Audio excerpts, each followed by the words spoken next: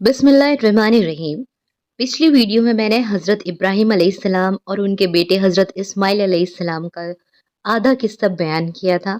बाकी का आधा और मुकम्मल किस्सा वो मैंने इस वीडियो में पूरा बयान। पिछली वीडियो में था कि हज़रत इब्राहीम अलैहिस्सलाम कैसे उन पर वही आ रही थी, बार बार वो परेशान हो रहे थे और आखिर में जब उन्हें समझ में आया तो वो हज़रत इस्माइल अलैहिस्सलाम को लेकर चल दिए थे और रास्ते में उन्हें कैसे शैतान ने बहकाया वो अब यहाँ से शुरू होता है।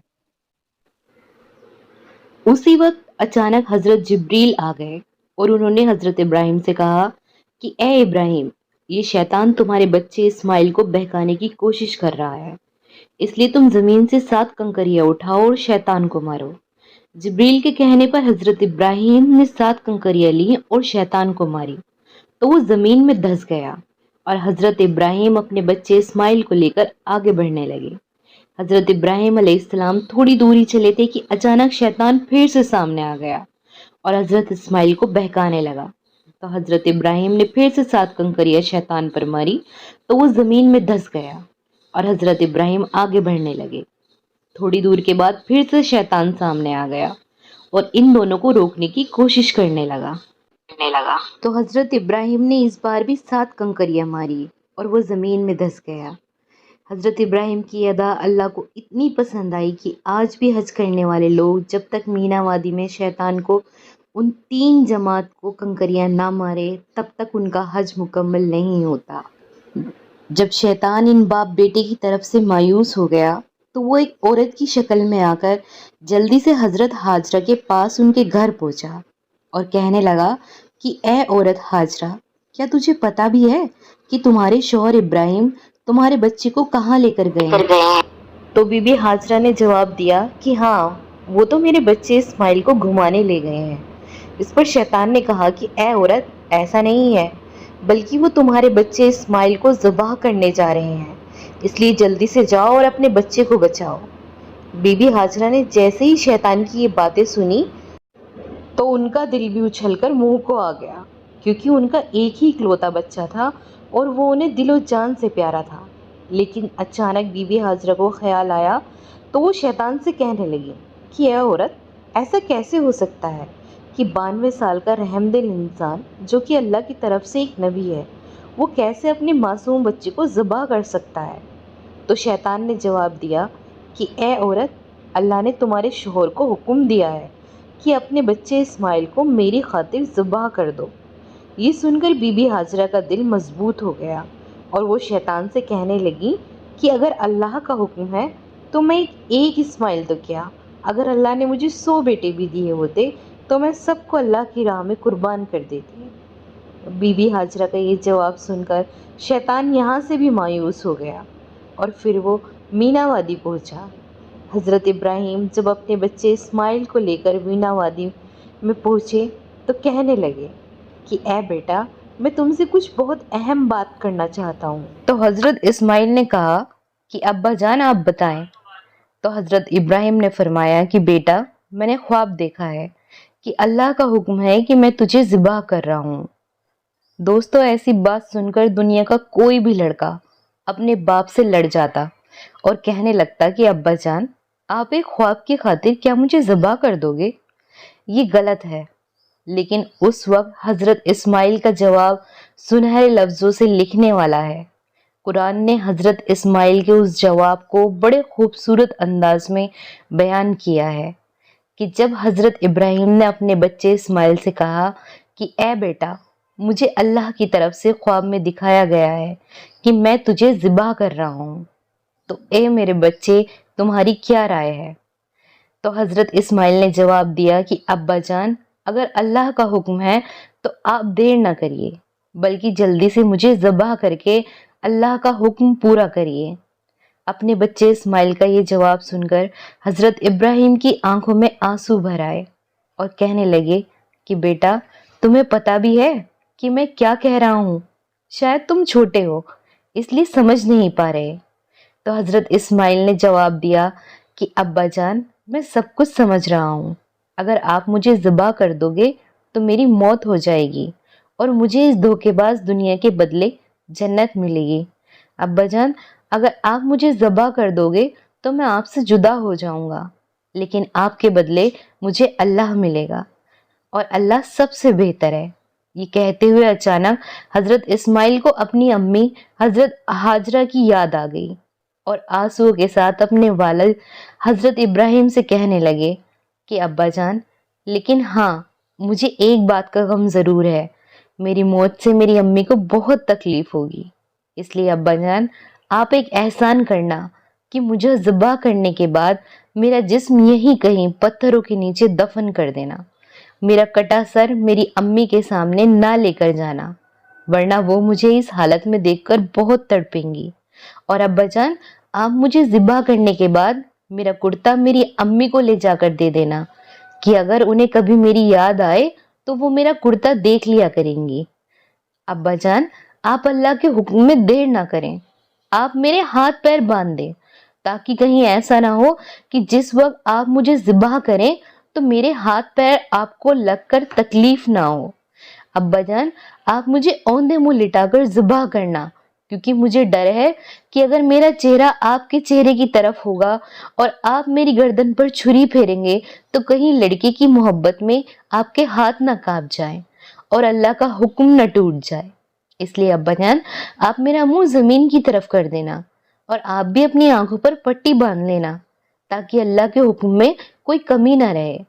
اپنے بچے اسماعیل کی ایسی باتیں سن کر حضرت ابراہیم کی آنکھوں سے آنسو بہنے لگے، اور آگے بڑھ کر اپنے بچے اسماعیل کو گلے سے لگا لیا، لیکن پھر کھڑے ہو گئے اور رسی لے کر حضرت اسماعیل کے ہاتھ پیر باندھنے لگے۔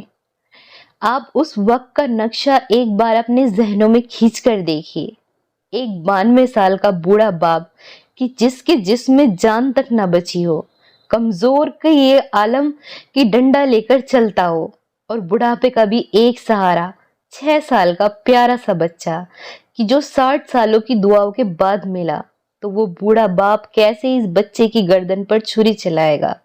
لیکن آج مینا کی وادی میں منظر کچھ اور ہی تھا کہ بوڑھا باپ اپنے کانپتے ہاتھوں سے اس بچے کے ہاتھ پیر باندھ رہا، جیسے بکری کو ذبح کرتے وقت اس کے ہاتھ پیر باندھے جاتے ہیں۔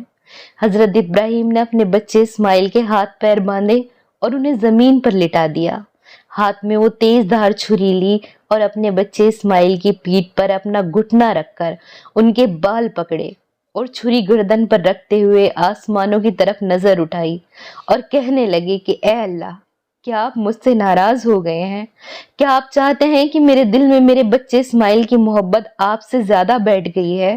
تو اے اللہ، میں آپ کی محبت کے لیے ایک اسماعیل تو کیا، اگر آپ نے مجھے 100 لڑکے بھی دیے ہوتے تو سب کو آپ کی راہ میں قربان کر دیتا۔ اتنا کہہ کر حضرت ابراہیم نے چھری چلا دی۔ آسمان کے سارے فرشتے کبھی ایک ساتھ نہیں روئے، لیکن 2 موقع ایسے ہیں کہ جب آسمان کے فرشتوں کی بھی چیخیں نکل پڑی اور سب رو کر اللہ سے فریاد کرنے لگے۔ پہلا موقع یہی تھا کہ جب ایک 92 سال کے بوڑھے باپ حضرت ابراہیم نے اپنے بچے اسماعیل کی گردن پر چھری رکھ کر اللہ سے کہا کہ اے اللہ، کیا آپ مجھ سے ناراض ہو گئے ہیں؟ تو یہ سن کر آسمان کے فرشتے بھی رونے لگے۔ اور دوسرا موقع جب حضور کو طائف کی وادی میں کافروں نے پتھروں سے مارا تھا، تو حضور کو بے بسی دیکھ کر آسمان کے فرشتوں کی بھی چیخیں نکل پڑی۔ حضرت ابراہیم نے اپنے بچے اسماعیل کے کہنے پر آنکھوں میں پٹی باندھ لی تھی، اس لیے جس وقت وہ چھری چلا رہے تھے تو پتہ نہیں کیوں وہ چھری حضرت اسماعیل کی گردن کو کاٹ نہیں رہی تھی۔ حضرت ابراہیم پورا زور لگا کر اپنے بچے اسماعیل کی گردن کو کاٹنے کی کوشش کر رہے تھے، لیکن چھری ہے کہ چلنے کا نام ہی نہیں لے رہی تھی۔ حضرت ابراہیم اٹھے اور اپنے بچے اسماعیل سے کہا کہ بیٹا، ایسے ہی لیٹے رہنا، میں چھری تیز کر کے لاتا ہوں، شاید چھری کی دھار میں کچھ کمی رہ گئی ہے۔ لیکن اللہ نے چھری کو حکم دے دیا تھا کہ اے چھری، کچھ بھی ہو، تجھے اسماعیل کی گردن پر نہیں چلنا۔ حضرت ابراہیم اٹھے اور سامنے ایک پتھر کے پاس جا کر چھری تیز کرنے لگے۔ حضرت اسماعیل اپنے والد حضرت ابراہیم کو چھری تیز کرتا دیکھ رہے تھے۔ قربانی کے بکرے کے لیے علماء اکرام نے ایک مسئلہ لکھا ہے کہ جب بقرعید کے دن بکرے کو ذبح کرو تو اس کے سامنے چھری کو تیز نہ کرو کہ کہیں چھری کو تیز ہوتا دیکھ بکرے کو تکلیف نہ ہو۔ اور یہاں مینا کی وادی میں تو منظر ہی کچھ اور تھا کہ ایک 92 سال کا بوڑھا باپ اپنے 6 سال کے بچے کے سامنے اسے ذبح کرنے کے لیے چھری تیز کر رہا ہے، اور اسماعیل معصوم نظروں کے ساتھ اپنے ابا کو دیکھتے جا رہے ہیں۔ چھری تیز کر کے حضرت ابراہیم پھر سے اپنے بچے اسماعیل کے پاس آئے، آنکھوں پر پٹی باندھی اور پیٹھ پر پیر رکھ کر گردن کاٹنے کی کوشش کرنے لگے۔ لیکن پتہ نہیں آج چھری کو کیا ہو گیا تھا کہ وہ چلنے کا نام ہی نہیں لے رہی تھی۔ بہت کوشش کرنے کے بعد بھی اسماعیل کی گردن نہ کٹی تو حضرت ابراہیم پھر سے اٹھے اور پتھر پر چھری تیز کرنے لگے۔ ایسا 3 بار ہوا کہ چھری چلنے کا نام ہی نہیں لے رہی تھی۔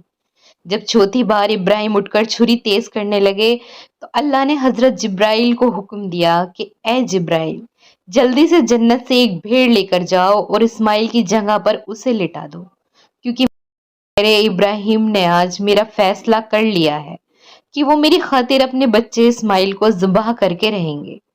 حضرت ابراہیم چوتھی بار چھری تیز کر کے اپنے بچے اسماعیل کے پاس آئے، آنکھوں پر پٹی باندھی، پیٹھ پر پیر رکھا اور سر کے بال پکڑ کر گردن پر چھری رکھ دی اور پھر چلانے کی کوشش کرنے لگے۔